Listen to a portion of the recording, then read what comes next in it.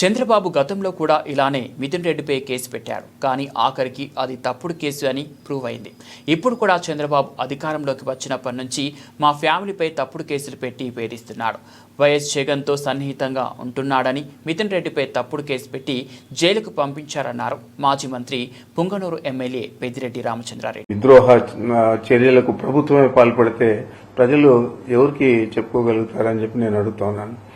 ఈరోజు మిథున్ రెడ్డిని అరెస్ట్ చేయడం అనేది ఆయన ఎంపీనా లేకపోతే 3 సార్లు ఎంపీ మళ్ళా లోక్సభలో ఒక పార్టీకి నాయకత్వం వహిస్తా ఉన్నాడు.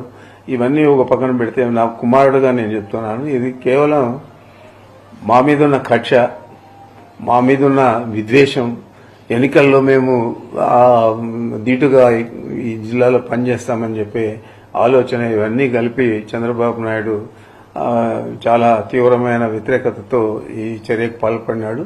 దీనికి తప్పకుండా ఈ జిల్లా ప్రజలే కాదు రాష్ట్ర ప్రజలు కూడా జవాబు చెప్తారు సమయం వచ్చినప్పుడు. నేనైతే దీని మీద చింతించడం లేదు. ఏదైనా కూడా మేము తప్పు చేయలేదు కాబట్టి అరెస్ట్ చేసినా కూడా ఆయన కడిగిన ముత్యంగా మళ్ళా బయటకు వస్తాడు. రాబోయే ఎన్నికల్లో మీరు ఏ విధంగా ఈ అపవాదులన్నీ కూడా ఈ అపకీర్తిని, మరి ఇట్లా అకృత్యాలను, ఇట్లా దుర్మార్గాలను మీరు ప్రజలకు ఏ విధంగా జవాబు చెప్తారో అనేది మీరు ఆలోచించుకోవాలని చెప్పి చంద్రబాబుకు చెప్తా ఉన్నా. ఏదేమైనా కూడా వైఎస్ జగన్మోహన్ రెడ్డి గారి నాయకత్వంలో వైఎస్ఆర్ కాంగ్రెస్ పార్టీ స్థిరంగా ఉంది. చాలా పట్టుదలగా ఇప్పుడు ప్రజలందరూ కూడా ఈ పార్టీని గెలిపేయాలని ఆలోచన చేస్తా ఉన్నారు.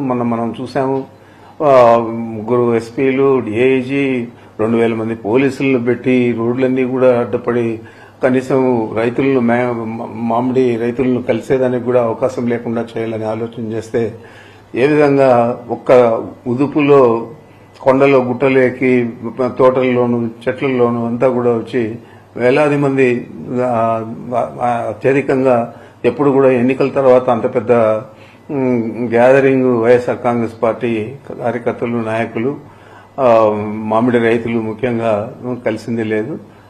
ఈ విధంగానే రాబోయే రోజుల్లో ఇంకా ఎక్కువగా వైఎస్ఆర్ కాంగ్రెస్ పార్టీ మీద అభిమానము, ప్రేమ జనాలలో పెరుగుతున్నాయి. కాబట్టి జగన్మోహన్ రెడ్డి గారు చెప్పినవన్నీ చేశాడు. మరి ఈయన చెప్పాడు 143 హామీలు, అదే 6 సూపర్ 6లు, ఇవన్నీ కూడా చెప్పారు. మరి ఇవన్నీ ఏదైనా నెరవేర్చాడా అంటే అరకొరగా పెన్షన్లు ఇవ్వడం కానీ, అదేవిధంగా ఆ రోజు 50 సంవత్సరాలకే ఈ పెన్షన్ వర్తింపజేస్తా అన్నాడు. ఇప్పుడు దాదాపు 5,000 నుంచి 6,000 పెన్షన్లు తీసేశారు.